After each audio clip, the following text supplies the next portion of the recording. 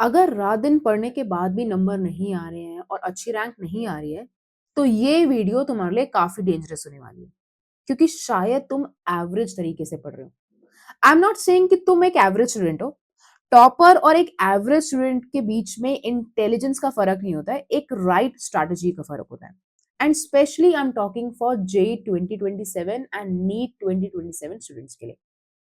JEE और NEET में हम सभी बच्चों के पास सेम सिलेबस होता है, सेम टाइम होता है, तो इतना रैंक में डिफरेंस क्यों?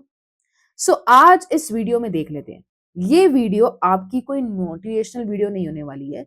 This video will tell you about the right strategy and the right difference. जहां पे आप मिस्टेक्स कर रहे हो, वेदर इट्स पीवाईक्यू, टेस्ट देना, पढ़ना, everything.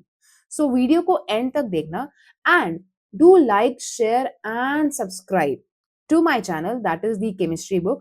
Hi everyone, my name is Kriti and this video will tell you the major difference जो आप अभी सुधार सकते हो और आगे जाके अपने पेपर में टॉपर्स की तरह रह सकते हो। देखो, मानते हैं there is a difference between average student strategy and the topper strategy. There is a difference, फर्क तो है। रैंक में सबका फर्क दिख जाता है। तो क्या है, पहले सिर्फ एक क्लैरिटी देखते हैं। मतलब एक एवरेज स्ट्रैटेजी क्या बोलता है और एक टॉपर स्ट्रैटेजी क्या बोलता है।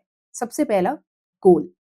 कुछ भी पाने के लिए, कुछ भी लेने के लिए, कुछ भी जब हमें अचीव करना होता है, हमारा एक गोल सेट होना चाहिए। एवरेज क्या बच्चा सोचता है, वो without any target, without any गोल पढ़ाई करता है। मतलब उसको शायद फ्यूचर के बारे में इतना क्लैरिटी नहीं होता है। But when we see there is a topper student, उसका एक स्पेसिफिक रैंक या गोल होता है। मैं जब अपने टाइम पे प्रिपरेशन कर रही थी, हमारे टीचर हमें यही सजेस्ट करते थे कि एक बार आंख बंद करके वो दिन याद करो जब तुम अपने हाथ में अपना बेस्ट रिजल्ट देखोगे, एक बेस्ट कॉलेज जाओगे, एक बेस्ट रैंक लेके आओगे।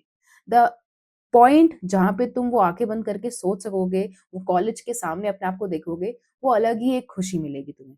बस उस दिन के लिए पढ़ो। कोई क्लैरिटी, कुछ वो नहीं चाहिए। हमें चाहिए कि हमारा एक गोल हो जिसके लिए हम प्रिपरेशन करें। जो टॉपर्स देखते हैं, they understand exam pattern properly. उनमें कोई रश नहीं होता है। वो पहले समझते हैं कि क्या-क्या रिक्वायरमेंट है। पीछे का प्लान करते हैं। एक रेट्रो वे में चीज़ें, रेट्रो सिंथेसिस कहते हैं ना, ऑर्गेनिक में होती है, वैसे ही वो प्लान करते हैं। दूसरी बात आती है मटेरियल। देखो, मटेरियल हो सकता है कइयों के पास लिमिटेड हो, कइयों के पास ज़्यादा हो, कोई अलग-अलग चीज़ों में पड़ता है। मैं बोलूँगी use limited resources, use limited trusted resources, जो एक टॉपर भी प्रेफ़र करता है। कोई ज़्यादा बुक पढ़ने की ज़रूरत नहीं है, बार-बार डिफरेंट-डिफरेंट बुक को, रिसोर्सेज़ को चेंज करने की ज़रूरत नहीं है, क्योंकि तुम कोई पीएचडी नहीं करने वाले हो। तुम जेईई नीट के लिए एंट्रेंस लेवल की प्रिपरेशन कर रहे हो। जस्ट मास्टर्स या NCERT, good notes and PYQs को प्रैक्टिस करते रहो, जो एक एवरेज बच्चा नहीं कर पाता है। उसको लगता है कि मैं 4 बुक पढ़ लूँगा तो सारा कुछ हो जाएगा।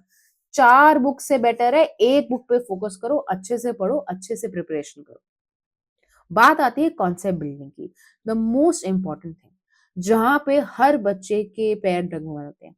जैसे कि अगर अब कोई एवरेज बच्चा होगा, वो ऑनलाइन लेक्चर क्या करेगा, एज़ अ मूवी देख रहा होगा, बस एज़ अ व्यू कर रहा होगा। व्यू नहीं करना है, हमें समझना है, हमें नोट्स बनाने हैं, हमें क्वेश्चन सॉल्व करना है। फ़ील नहीं लेना है, हमें फ़ील नहीं लेना कि हम पढ़ाई कर रहे हैं, हम एक्चुअली पढ़ाई करना चाहिए। किसी को कुछ नहीं दिखाना है कि हाँ भाई, कई बार हमने भी अपने टाइम पे 2-2 घंटे बैठे रहते थे, बट कुछ रिजल्ट नहीं आता था। उसका मतलब है हम पढ़ नहीं रहे, हम सिर्फ बुक देख रहे हैं। बुक देखने से कुछ नहीं होगा। We need to identify the weak problem, सब टॉपिक्स पे डिफाइन करो, अपना अपना वीक पॉइंट्स डिफाइन करो, और जो भी अपने कॉन्सेप्ट है उसको रिवाइज करते रहो within a week, month, एक-एक बार करते रहो। हम भी भूलते हैं, तुम भी भूल सकते हो। कोई मतलब ये नहीं कि आज वो एक चैप्टर पढ़ रहे हो, 3 महीने बाद जाके चैप्टर पढ़ोगे, no. It does not mean कि आपको एक बार वो आ चुका है तो आपको 3 महीने बाद भी होगा। हाँ, कॉन्सेप्ट याद होगा, कॉन्सेप्ट समझ आ चुका होगा, बट याद करने के लिए रिविजन इज़ मस्ट। मतलब एक जो टॉपर की खासियत होती है कि वो बार-बार टॉपिक को क्या करता है, रिवाइज़ करता है। बात आ जाती है टेस्ट की, क्योंकि एट द एंड हमारा वो 1 दिन का टेस्ट ही है जो हमें जज करने वाला है। पर उस 1 दिन के टेस्ट के लिए हमें पहले से बहुत सारी टेस्ट सीरीज़ को ढंग से अप्रोच करना होता है। जैसे अगर क्या करता है, पहली बात तो एक एवरेज बच्चा जाके टेस्ट नहीं देता है, उसको टेस्ट के नाम से डर लगता है कि नहीं-नहीं टेस्ट नहीं दूँगा तो एवरीथिंग विल फाइन।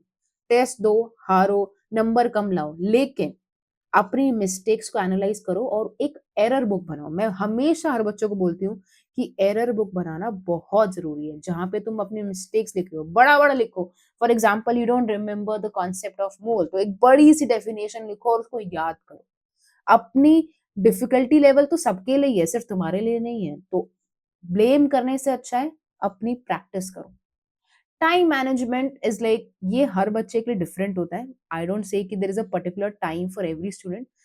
ओनली जब पढ़ना कि भई एक मोटिवेशनल रील देख के पढ़ना इज़ नॉट द स्टडीज़, हमेशा पढ़ना इज़ अ राइट थिंग कि तुम रोज़ पढ़ रहे हो, कंसिस्टेंट कंसिस्टेंसी के साथ पढ़ रहे हो, राइट? कंसिस्टेंसी के साथ पढ़ रहे हो। कंसिस्टेंट रहना है तुम्हें पढ़ाई के साथ। बार-बार फ़ोन से डिस्ट्रैक्ट होना, उसके लिए भी एक अलग मैं वीडियो बनाना चाहती हूँ। हम लोग भी होते हैं यार, बट हमारा पढ़ाई का टाइम निकल चुका है, अब हमारा पढ़ाने का टाइम है, तो हमें इतना फ़ील नहीं होता है। तुम्हें अभी पढ़ना है। तुम फिक्स्ड अपना स्लॉट बनाओ। You can see the phone but इतना नहीं। इनकंसिस्टेंट रहोगे तो चीज़ें खराब होगी। डिसिप्लिन मेंटेन करना बहुत ज़रूरी है। बात आ जाती है क्या माइंडसेट है जब तुम किसी चीज़ में फ़ेल होते हो, नंबर कम आते हैं। तो क्या होगा कि एक बार नंबर कम आए तो छोड़ देंगे पढ़ाई करना, अपने पे डाउट करने लग जाएँगे, दूसरों से कंपेयर करने लगेंगे और फिर क्या होगा ज़्यादा अपने आप को स्ट्रेस दे दोगे। स्ट्रेस नहीं देना है, कोई प्रेशर में नहीं पड़ना है। मार्क्स आए हैं, कम आए हैं, अगली बार ज़्यादा भी तो आ सकते हैं।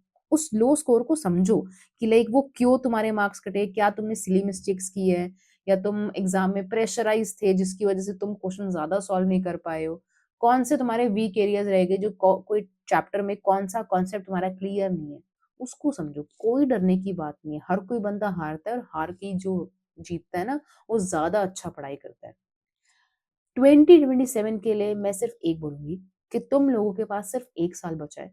ज़्यादा टाइम नहीं है, बट हाँ, अगर तुम इस साल को अच्छे से यूटिलाइज़ करोगे, तब भी तुम्हारी अच्छी रैंक आ सकती है।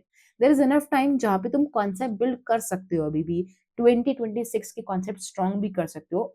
इस चैनल पे मैंने एक ऑर्गेनिक रिविजन सीरीज़ भी स्टार्ट की है, जहाँ पे मैं आईयूपैक नोमेनक्लेचर के लेक्चर अपलोड करती हूँ। With detail version. आप लोग उस वीडियो को 1.5x या 2x में देख सकते हैं, अपने कॉन्सेप्ट बिल्ड कर सकते हैं। And for more information you can join my Telegram channel जहाँ पे मैं डीपीपीज़ भी अपलोड करूँगी। पढ़ो अच्छे से, मेहनत करो। एक एवरेज स्टूडेंट जो होता है वो पढ़ता बहुत है, बट एक टॉपर की स्ट्रैटेजी है कि वो कंसिस्टेंट रहता है और स्ट्रेस फ्री पढ़ता है। बस वही चाहिए। थैंक यू एवरीवन एंड कोई भी आपको इश्यू है, आप कमेंट सेक्शन में मुझे बता सकते हैं। कुछ और आपको रिव्यू देना है, I am ready to take the feedbacks. Thank you everyone and bye. Take care.